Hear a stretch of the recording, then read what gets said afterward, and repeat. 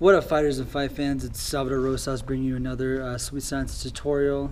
Today I actually want to cover Errol Spence's body work, specifically the double hooks to the body that he throws.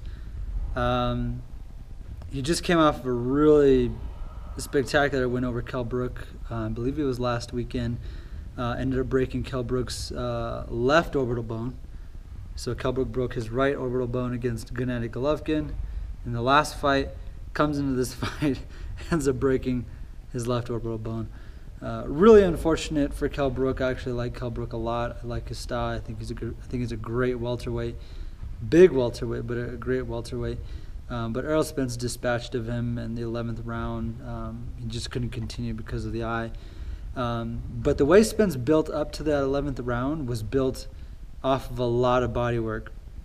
And people thought that Errol Spence was going to fade in the later rounds. A lot of people did because he'd never gone that deep into the rounds. But the body work that he put in actually slowed down Kell Brook and allowed him to kind of maintain his pace throughout. He actually picked up his pace in the later rounds, which was actually really impressive to see. So I wanted to kind of highlight the kind of body work that he puts in. He's been doing it since forever. I remember a couple of the clips that you saw were him going up against Van Heerden. That was one of the first fights I ever saw Errol Spence fight. And man, just the crazy body work that he puts in really sets up his offense and allows him to headhunt, once he's really laid the foundation with that body work. So they call it putting water in the basement. And he does that better than a lot of people, and it really allows him to set up, the shots that he throws to the head. So kind of want to get into it. I'll explain to it. I'll explain the setup as we go along, and I'll kind of show you how he gets it done. All right, so one of the main combinations that Errol Spence uses when he's in close, first of all, he has a long jab, and he uses that to kind of establish distance. And once he kind of has the range down, he actually will use it because he has a very powerful jab. He has a very strong jab. And what you'll see is that he uses it to enter. And what he'll do is he'll keep jabbing. He'll throw a nice solid jab out there to get them thinking about it, right? And so when he enters throwing the jab, he uses that to get in close, right? He'll use that long jab, extend it out there, throw it out there. And as he does that, he'll use his feet and enter, right? And once he's in close, that's when you'll start seeing him throwing his shots to the body and really start laying the groundwork for his head shots. And one of the most devastating combos I've seen him do, not just against Kell Brook, but against a lot of his previous opponents, is this double hook to the body. And essentially what it looks like, and you might have seen it in those clips, is that he starts off, and if he's orthodox, no matter whether you're orthodox or southpaw, he starts off with his backhand, so with his, with his power hand. And what he'll do is obviously he'll twist with his hips. He gets a lot of leverage on his shots, and obviously whenever you're throwing body shots, leverage is key for landing them solid. What he'll do is he'll use his hips and throw it with a lot of leverage. And what he does though is because he's loading this hip right here by throwing that first shot, his hips are now loaded to turn back the opposite way with even more force, right? So he throws that first shot, boom, by twisting his hips and loading into his body with it. And by doing so, he actually loaded his hips. So he's able to come back across with even more momentum for that left hook. And that left hook, many times, is going to land right on the liver. If you've ever been hit in the liver, it's one of the more unpleasant human experiences you'll have. And especially, usually when you're fighting orthodox against orthodox, right? So that lead hand, a lot of times, will land right there on the liver, and that's going to drop you if you get caught clean enough. So the first punch, he loads the hips, comes back across with the lead hand, right? Spence is a southpaw, so it's kind of opposite. I'm orthodox, but the combination works either way, and I'm going to kind of show you here. And you'll see how much leverage I get on it, and you'll hear the impact on the back with how hard you're able to get those shots in. So the first shot comes here, right? And then the hips are loaded, and then this comes right back across, left hook to the body, right? So he gets in close, he enters with the jab,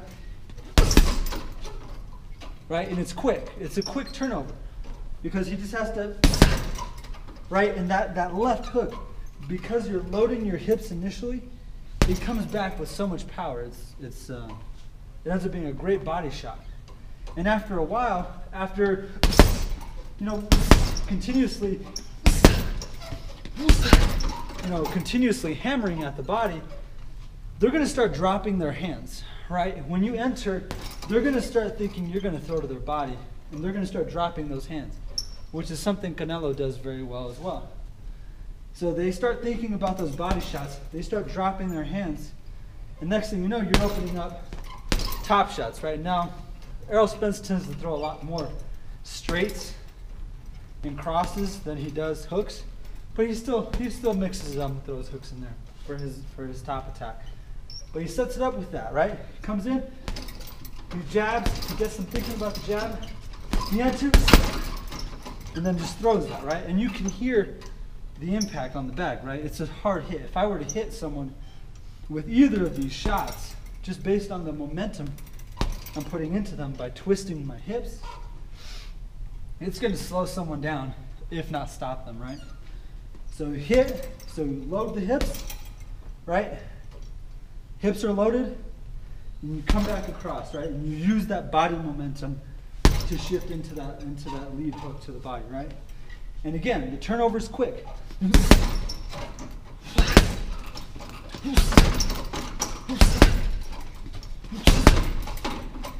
Right?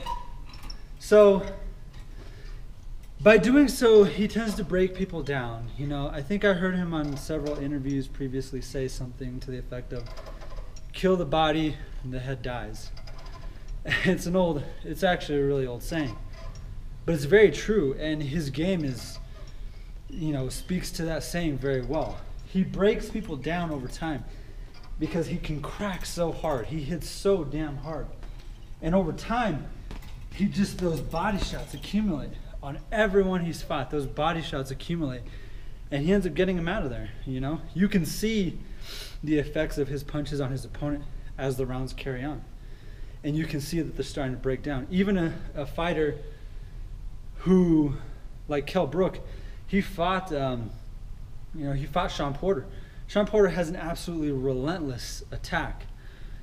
Granted, he tends to smother his own work, but he has a relentless attack. And you would think that that's an effective way to break down an opponent and wear them out. But Kell Brook actually stuck it out. Kell Brook actually fought Sean Porter really well. I do believe he legitimately won that fight. But Errol Spence broke him down in a completely different way. He applied a lot of pressure, but he applied very effective pressure. Sean Porter tends to swing for the head. He kind of pisses me off because he punches people in the back of the head a lot, which, I don't think he's intentionally dirty, but I think that his fighting style is very dirty, and I don't really care for the way he fights. I think he's really reckless. He's a really reckless and dangerous fighter. But Errol Spence applies that pressure, and he applies it effectively. He's able to get those body shots in and really break down the opponent over time. So if you can kind of master that two-hook combo to the body, where you hit and you load, and you come back across, and you turn that punch over, you turn that combination over quickly, you'll be able to, really improve your inside game. You'll really be able to start wearing down your opponent with that. So, if you guys have any questions about this tutorial or any others, obviously feel free to post in the comments below. And I'll see you guys next time.